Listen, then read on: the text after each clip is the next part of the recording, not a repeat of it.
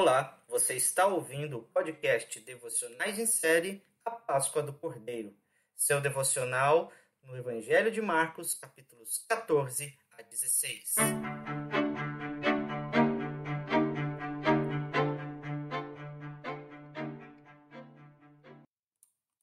Jesus perante Pôncio Pilatos, Marcos capítulo 15, versículos de 1 a 15. Logo pela manhã, os principais sacerdotes entraram em conselho com os anciãos, os escribas e todo o sinédrio, e amarrando Jesus, levaram-no e o entregaram a Pilatos. Pilatos perguntou: Você é o rei dos judeus? Jesus respondeu: O Senhor está dizendo isso. E os principais sacerdotes o acusavam de muitas coisas. Então Pilatos tornou a perguntar: Você não vai responder nada? Veja quantas acusações fazem contra você. Jesus, porém, não disse mais nada, a ponto de Pilatos muito se admirar. Ora, por ocasião da festa, era costume soltar ao povo um dos presos, aquele que eles pedissem. Havia um chamado Barrabás, preso com rebeldes, os quais, em um tumulto, haviam cometido homicídio. Vindo a multidão, começou a pedir que Pilatos lhes fizesse como de costume. E Pilatos lhes respondeu, dizendo: Vocês querem que eu lhes solte o rei dos judeus? Pois ele bem percebia que era por inveja que os principais sacerdotes lhe haviam entregado Jesus. Mas os principais sacerdotes incitaram a multidão no sentido de que lhe soltasse de preferência Barrabás. E Pilatos lhes perguntou: O que então vocês querem que eu faça com este a quem vocês chamam de rei dos judeus? Eles gritaram: Crucifica-o. Mas Pilatos lhes disse: Que mal fez ele? Porém eles gritavam cada vez mais: Crucifique-o.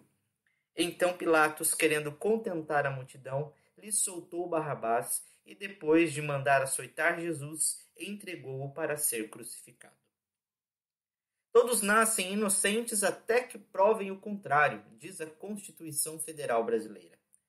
Até que todas as acusações sejam devidamente apresentadas e julgadas, uma pessoa não pode ser condenada. Ela é digna de um julgamento que verifique os seus atos, testemunhas e ocorrências a respeito de sua vida e principalmente em relação ao mal que ela causou. Entretanto, essa lógica parecia estar invertida na cabeça dos sacerdotes, escribas e anciãos quando levaram o Senhor Jesus Cristo até as autoridades romanas para ser julgado perante Pôncio Pilatos, governador da Judéia. Depois de uma noite marcada por um banquete, grandes revelações, agonia, traição, prisão, humilhação e injustiça, Jesus aguardava enquanto os líderes religiosos dos judeus pensavam numa forma de validar as falsas acusações que inventaram contra Jesus, para validar a sua condenação à morte. O primeiro versículo nos mostra que depois de um julgamento ilegal durante a madrugada na casa do sumo sacerdote, os líderes religiosos, ao romper da manhã, com o intuito de dar legalidade ao que resolveram anteriormente, se encontraram para formalizar uma queixa diante do pretório romano a respeito de Jesus Cristo. Motivados por sua inveja, uma queixa com teor religioso apenas, talvez não fosse o melhor caminho para condenar o Filho de Deus. Eles precisavam organizar uma queixa que despertasse o interesse do governador, de forma que condenasse Jesus à crucificação. E apenas uma acusação de blasfêmia não era suficiente para isso. Tendo reunido todos os membros do sinédrio, a saber, os sacerdotes, escribas e anciãos, em um conselho, decidiram então entregar Jesus a Pôncio Pilatos, governador da Judéia. Pôncio Pilatos era a maior autoridade jurídica de toda a região, cabendo apenas a ele a aplicação da pena de morte. Algumas informações podem ser relevantes a respeito de Pôncio Pilatos.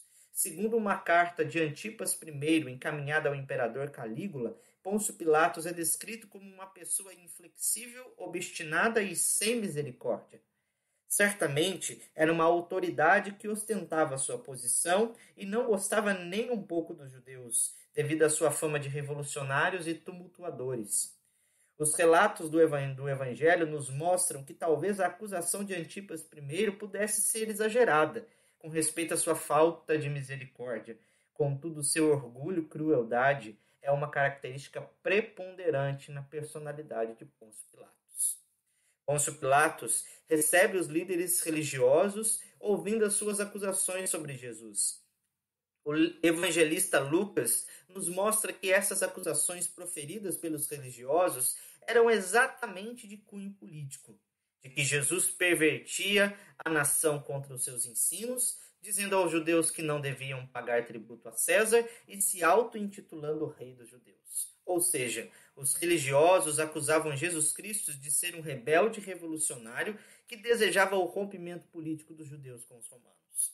Apesar da sua antipatia declarada contra os judeus, diante dessa acusação, segundo a percepção de Pôncio Pilatos, seria muita imprudência não interrogar o acusado. Com base nessas acusações, como nos mostra o segundo versículo, Pôncio Pilatos pergunta se Jesus era mesmo o rei dos judeus.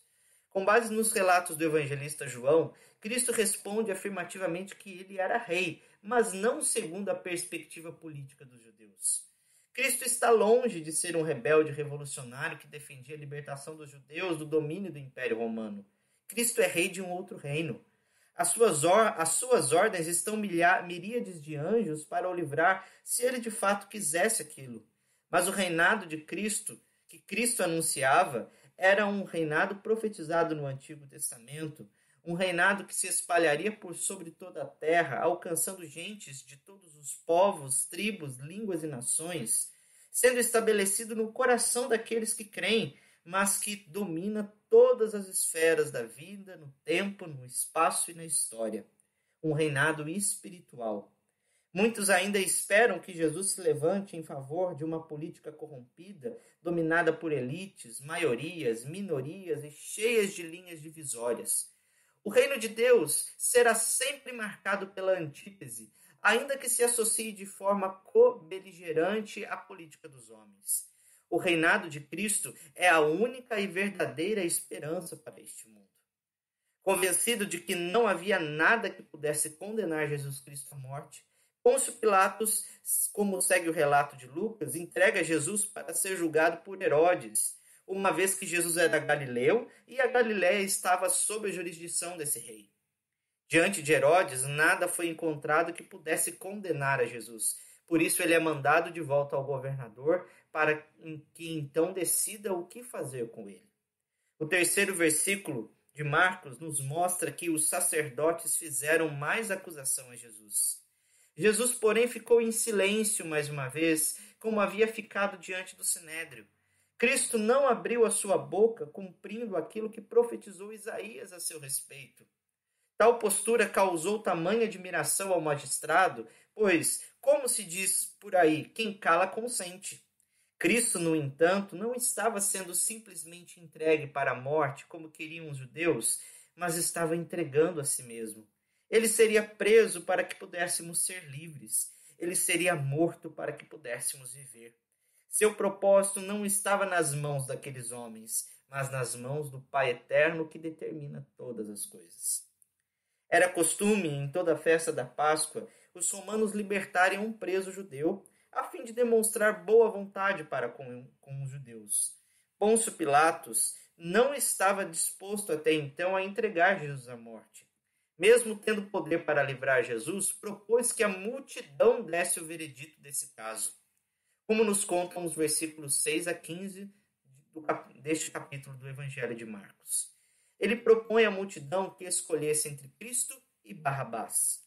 Barrabás certamente é o oposto de Cristo, apesar também de se chamar Jesus, que é um nome derivado de Josué, que significa salvação, e era um nome tão comum como José nos dias de hoje.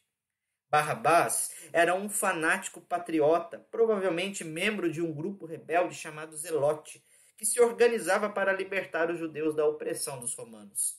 Ele fora condenado por rebelar-se contra o império e se envolver em um homicídio.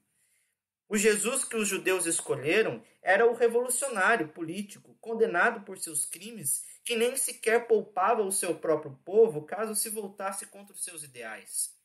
Apesar de não se simpatizarem em nada com a causa dos zelotes, movidos por sua inveja e incredulidade, os sacerdotes incitavam a multidão para que Barrabás fosse solto. Pôncio Pilatos, vendo isso, propôs então: o que eu faço com o rei dos judeus? A multidão então deu o seu veredito: crucifica-o. Vale ressaltar as posturas desses três personagens aqui: os sacerdotes, a multidão e Pôncio Pilatos. Os sacerdotes queriam condenar Jesus porque eram incrédulos e tinham inveja dele. A multidão, sempre levada pelos discursos envolventes, pelo calor da emoção, a mesma que saudou Jesus como rei quando ele entrou em Jerusalém montado numa jumentinha no início da festa da Páscoa com palavras de exultação como Hosana, queria condená-lo por causa de seu juízo temerário, egocentrismo e nenhum conhecimento sobre Jesus. Já Pôncio Pilatos, mesmo dizendo que Cristo era inocente e tendo o poder de decisão, condenou Jesus de forma cruel, pois temia que os líderes religiosos se opusessem a ele e então perdesse seu prestígio diante do imperador, sua estimada posição e seu poder. Por sua pura covardia, orgulho e egoísmo, entregou a Cristo para ser crucificado.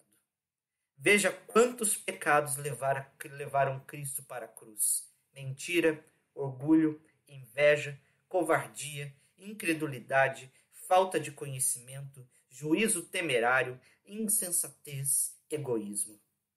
Agora, veja quanto desses pecados estão presentes em nosso coração. Entretanto, apesar de ser entregue de forma tão cruel pelos homens, Cristo foi voluntariamente para a cruz, entendendo que este foi o plano de Deus desde a fundação do mundo, para que então salvasse a humanidade desses pecados que a condenaram para o inferno. Diante deste triste relato, eis algumas ponderações. Primeiramente, os homens tiveram participação ativa na crucificação. A humanidade caída se vê representada nesses personagens, nos sacerdotes, na multidão e em Pôncio Pilatos. Os mesmos pecados que levaram a Cristo à cruz são os pecados que muitas vezes enchem o seu coração. Quantos deles existem aí? Cristo entregou-se de forma voluntária e em obediência ao Pai.